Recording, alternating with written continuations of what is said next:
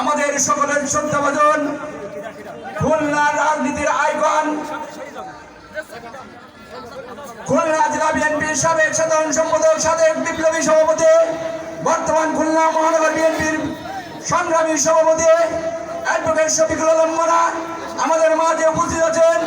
খুলনা জেলা বিএনপির সাবেক সংগ্রামী সদস্য সচিব মনির হাসান বাপ্পি, মোল্লা মোশাররফ হোসেন মফিজ সহ উপস্থিত নেতৃবৃন্দ, সামনে উপবিষ্ট মা বোনরা এবং বিভিন্ন আটলিয়া ইউনিয়ন থেকে আগত নেতৃবৃন্দ, সবাইকে জানাই জাতীয়তাবাদী স্বেচ্ছাসেবক সংগঠন খুলনা জেলা শাখার পক্ষ থেকে রক্তিম শুভেচ্ছা অভিনন্দন।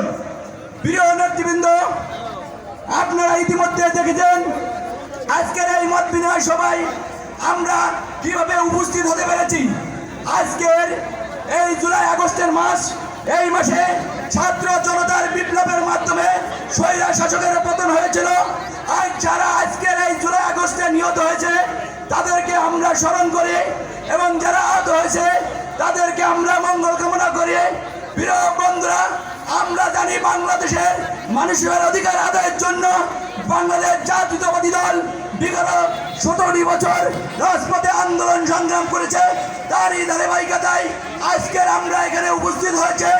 আগামী যে নির্বাচন হবে, আমাদের যে প্রার্থী আলী আসগর লবি ভাইকে আমরা ধানের শীষ প্রতীককে জয়লাভ করে আগামী দিনে রাষ্ট্রনায়ক বিএনপির ভারপ্রাপ্ত চেয়ারম্যান জনাব তারেক রহমানের হাতকে শক্তিশালী করবো এবং উপহার দেব। প্রিয় বন্ধুরা, শহীদ রাষ্ট্রপতি জিয়াউর রহমানের আদর্শ আমরা প্রতিষ্ঠিত করব। দেশ নেত্রী বেগম খালেদা জিয়ার নেতৃত্বকে আমরা প্রতিষ্ঠিত করব। আমাদের প্রিয় নেতা আগামী দিনের অহংকার জনাব তারেক রহমানের হাতকে শক্তিশালী করব। এই পর্যায়ে ব্যক্ত করে আমি আমার সংক্ষিপ্ত শেষ করছি। খুদা হাফেজ, আবার দেখা হবে। শহীদ অমরক খালেদা জিয়া জিন্দাবাদ, আগামী রাষ্ট্রনায়ক জনাব তারেক রহমান জিন্দাবাদ, জাতীয়তাবাদী স্বেচ্ছাসেবক দল জিন্দাবাদ জিন্দাবাদ। আচ্ছা ভাই, পত্রিকা দেওয়া হবে তো?